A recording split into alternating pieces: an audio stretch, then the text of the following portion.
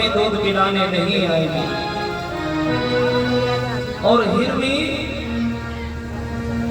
आंखों से आंसू टपका रही है और उसके साथ में बच्चे भी रो रहे हैं कि माँ आप इतनी जल्दी हमें छोड़ करके मत जाइए, हमारा इस संसार में इस जगत में कौन है।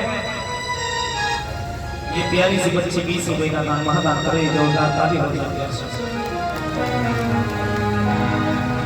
बच्चे अपनी माँ से कह रहे हैं कि माँ अब इस जगत में अपना कोई नहीं है। और ये ऐसा कैसा अनर्थ हम लोगों के साथ हो रहा है जो आज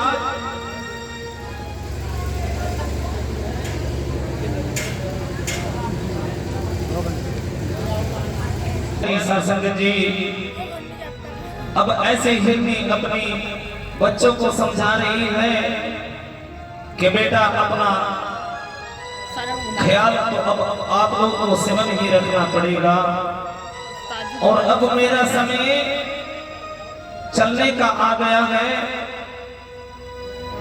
और मैं आप लोगों को छोड़ करके जा रही हूँ, क्योंकि कहीं ऐसा ना हो कि मैं अपनी जबान से झूठा ठहर जाऊं और वह संत जी उस शिकारी के सामने खड़े हैं, कहीं उनकी बात को छोटा ना होने दूंगी।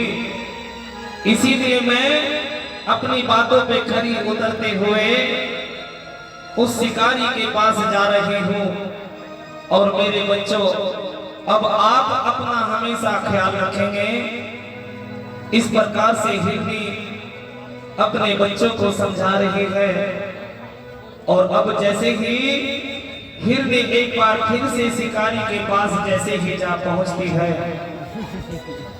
और अपने बच्चों की ओर से उसका मर्म बहुत ही ज्यादा बना हुआ है।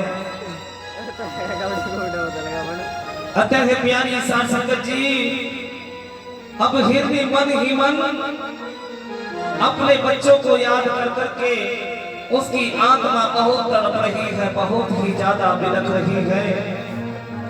क्योंकि प्यारी साध संगत जी आप सभी जानते हैं कि उस माँ के दर्द को एक बार समझ करके देखिए,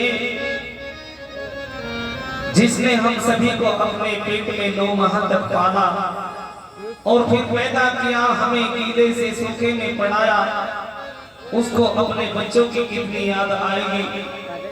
लेकिन प्यारी साध संगत जी ये बात सत्य है कि वास्तव में इस संसार में मां से बड़ी ममता इस जगत में कोई नहीं है। एक मां अपने 100 बच्चों को पाल लेती है, लेकिन उन 100 बच्चों से अपनी एक मां नहीं पलती है। ऐसा इस संसार में मैंने काफी जगह देखा है प्यारी साध संगत जी। अब हिरनी को काफी याद आ रही है अपने बच्चों की और सतगुरु महाराज जी वहां पर हिरनी का इंतजार कर रहे हैं और वह शिकारी भी।